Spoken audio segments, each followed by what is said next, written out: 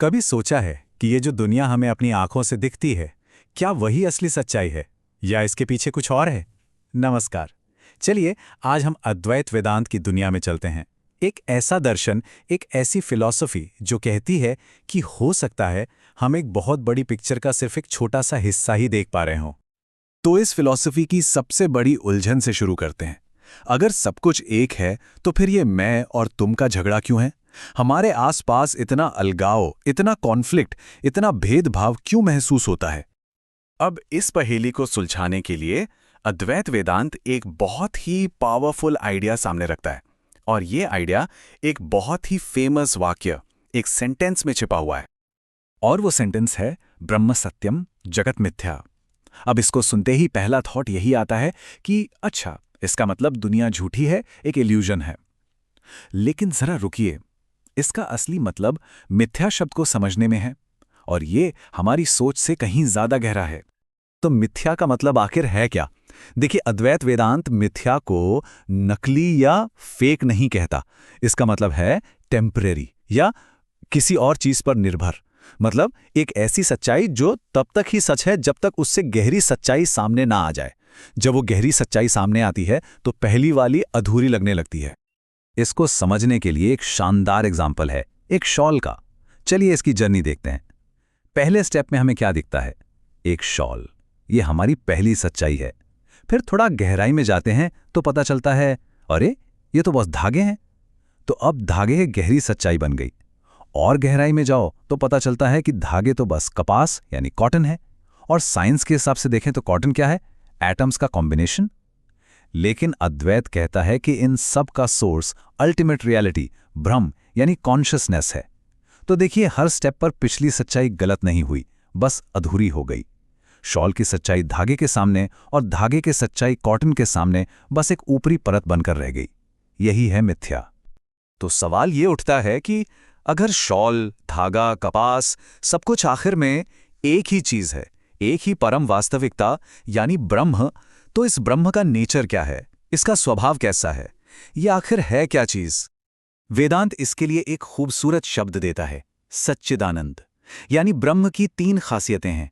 सत यानी अस्तित्व, एग्जिस्टेंस। चित यानी चेतना, कॉन्शियसनेस। और आनंद यानी परम सुख, ब्लिस। ध्यान दीजिए, ये किसी दूर बैठे ईश्वर की बात नहीं हो रही। ये बात हो रही है उस ताने बाने की, उस फैब्रिक की जिससे सब कुछ बना है। ये अस्तित्व, चेतना और आनंद ही है।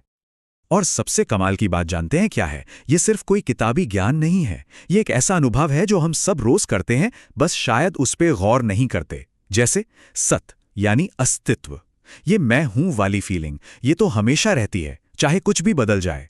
फिर है चित यानी कॉन्शियसनेस। हम सब कुछ भूल सकते हैं पर ये कभी नहीं भूलते कि हम एग्जिस्ट करते हैं। और आनंद यानी ब्लिस, इसका सबसे बड़ा एग्जाम्पल है गहरी नींद। जब कोई सपना नहीं होता, माइंड नहीं होता, बॉडी नहीं होती, लेकिन एक शांति होती है। जरा सोचिए इस बारे में। गहरी नींद में न मन है, न शरीर, न ये दुनिया, कुछ भी नहीं है। फिर भी सुबह उठकर हम कहते हैं बड़ी शांति से सोया। तो ये मैं कौन है जो बिना मन और शरीर के भी वहां था और शांति को अनुभव कर रहा था? अद्वैत कहता है यही हमारा असली स्वरूप है, प्योर एग्जिस्टेंस, प्योर ब्लिस। अच्छा, इस पॉइंट पर एक बहुत ही लॉजिकल और मजेदार सवाल सामने आता है। अगर कॉन्शियसनेस ही सब कुछ है, हर जगह है, तो क्या इसका मतलब ये हुआ कि ये डेस्क, ये पत्थर, ये सब भी हमारी तरह कॉन्शियस हैं?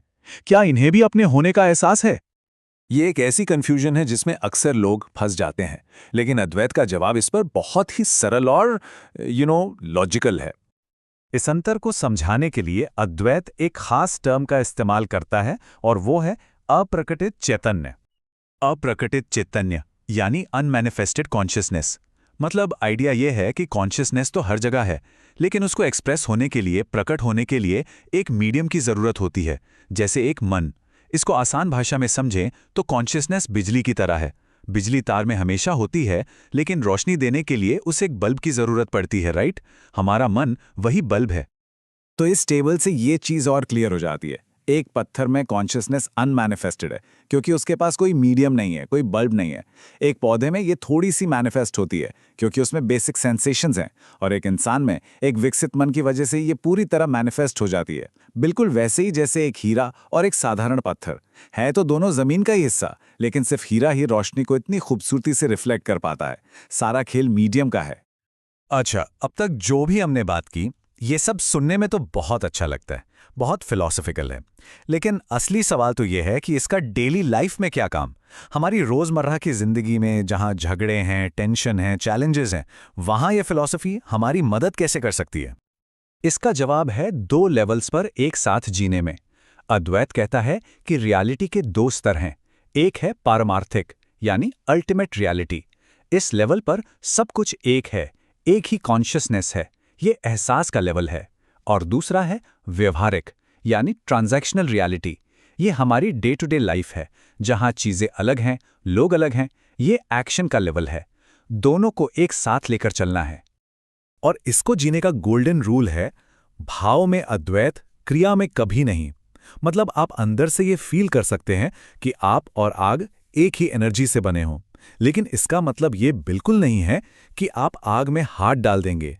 व्यवहार में, एक्शन में आपको आग को आग की तरह ही ट्रीट करना होगा और पानी को पानी की तरह। तो इससे हम लाइफ की प्रॉब्लम्स को कैसे हैंडल करें?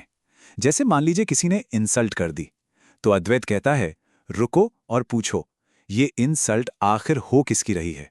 क्या मेरे इटर्नल सेल्फ की, आत्मा की, या इस टेम्परेरी शरीर और मन की? अगर आत्मा की, तो इंसल्ट करने वाले की आत्मा और मेरी आत्मा तो एक ही है, मतलब वो तो खुद की ही इंसल्ट कर रहा है। और अगर ये इंसल्ट शरीर या मन की है, तो वो तो बस हमें याद दिला रहा है कि हम ये टेम्पररी चीज नहीं है। देखा जाए तो ये तो एक स्पिरिचुअल प्रैक्टिस में हेल्प हो गई। इस सोच से एक पर्सनल अटैक एक इम्पर्सनल इवेंट बन जाता है। तो अगली बार जब भी किसी से कोई कॉन्फ्लिक्ट हो, कोई असहमति हो, तो एक पल रुककर खुद से ये सवाल जरूर पूछना कि क्या हो अगर ये सारा झगड़ा, ये सारा गुस्सा सिर्फ एक गलत पहचान का नतीजा हो, मिस्टेकन आइडेंटिटी का केस हो? क्या हो अगर हम सब एक ही नाटक के अलग अलग किरदार हैं और हम अपने रोल को ही असलियत समझ बैठें? इसी विचार के साथ आज का ये विश्लेषण यहीं समाप्त करते हैं।